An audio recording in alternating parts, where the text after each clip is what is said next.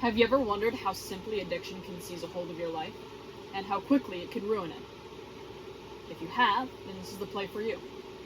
I'm Karma Rain, and this is Ecstasy by Donna Marie Vaughan. Alright. 15 minutes, okay? Jeez Louise, like 15 minutes will really make a difference. I guess I gotta make this quick, alright? Before I go, I just wanted to tell you about my side of things. To tell you about Ecstasy. Mo, Ricky, you out there? Claire? You're probably thinking about Ecstasy tonight, too. I mean, nobody really wants to hear this, but if you're looking for a life-changing experience, then Ecstasy's really the drug to go with. It's like that commercial for those potato chips.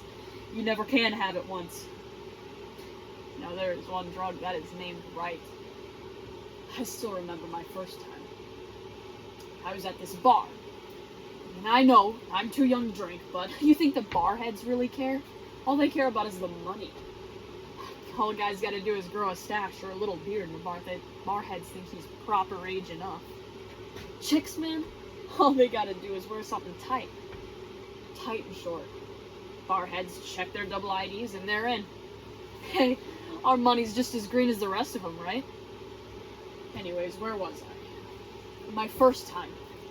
Me and Ricky and Mo were down at Club Reggie's, having some drinks and scouting for chicks, listening to the tunes, moving, just hanging out. And there was this guy, said his name was Taylor, and he started hanging out with us too. I didn't think anything of it. I mean, sure, he was pretty chill, so we just went with it. Special that night was tequila with a beer. I gave Mo my cash and went off to take a whiz after I ordered because I had to go. Came back, down my shot. It felt like velvet. And next thing I know, I look to my left and Mo's just standing there. Stupidest smile I ever saw on his face looking at me. And Ricky, he is moving to the tunes. Rockin', baby. Just rockin'. I was feeling good, man. And Taylor came up and asked me how I was doing. Fine. Real fine. He said if I ever wanted to feel that way again, to hit him up. And that's when I got it. It wasn't just the beer or the shot that was making me feel this good. It was something else.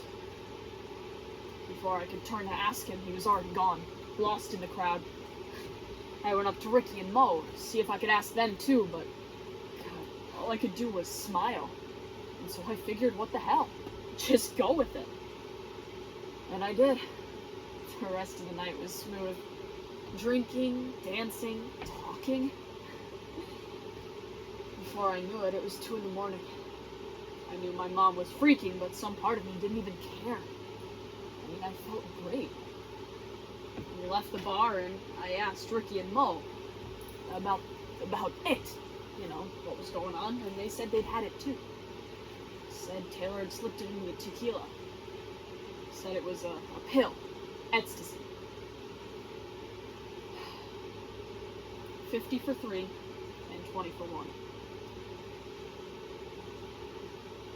Well, next week, we were back at the bar.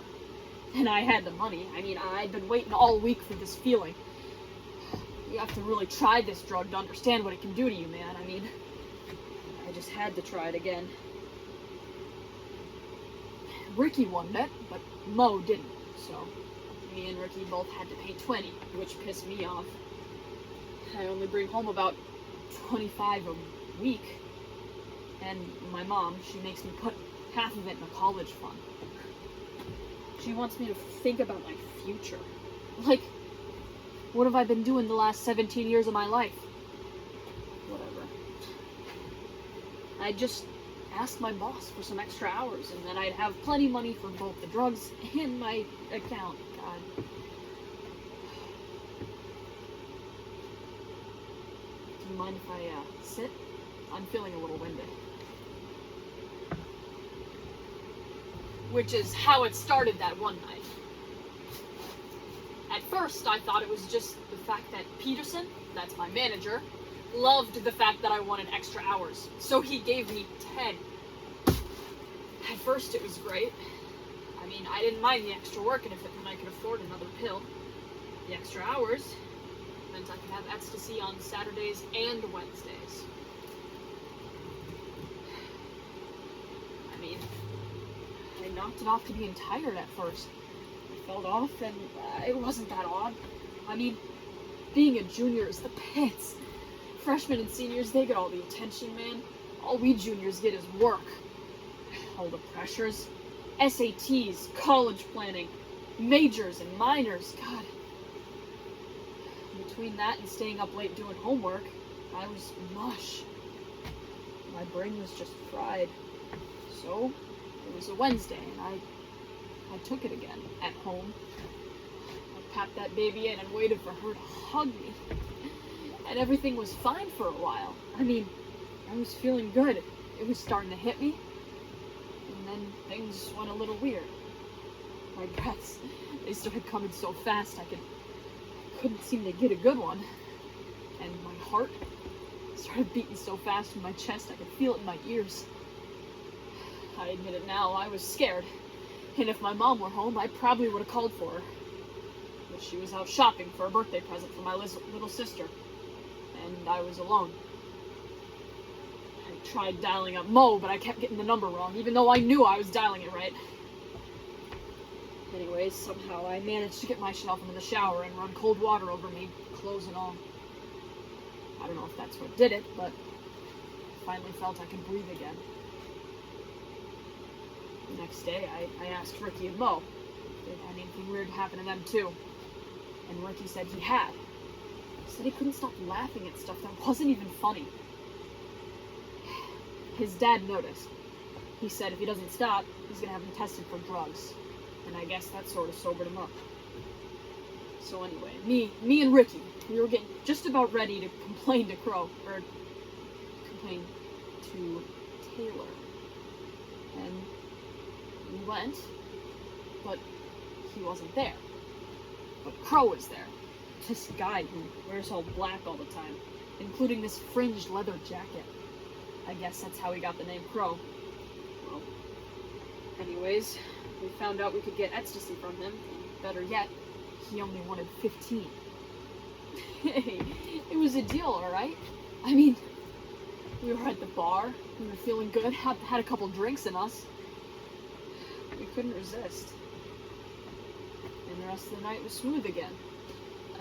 And I met this girl. Her name was Claire. And we drank, and we danced, and we laughed, and we talked. And I never wanted to leave that night. I was hooked on Ecstasy. I felt good. I didn't want to live without it. I couldn't. My mom got mad at me about my future. Because I let my grades slip, you know? Because what else mattered? I mean, it was my way to escape, to forget everything I didn't want to think about. She confronted me. She yelled at me. Again. And I feel like that's all she ever does. I fail trig and she yells. I get a speeding ticket and she yells. Yell, yell, yell all the time. I finally snapped and told her, I think I know why Dad left you. You probably yelled at him all the time, too. She slapped me. And then she started to cry. And I kind of feel bad about that, you know? But at the time, I was just too mad to care. So I went to my room. It was where I was spending all my time when I wasn't out with Ricky and Mo. I just needed an escape, you know? Some way to forget it all. And I had the means, the method. All I had to do was pop that baby in, wash her down with a shot or two of Jack Daniels, and everything could just go away. The last sound I remember was my head hitting the faucet. And the last thing I felt was the water rushing over me, making me colder and colder.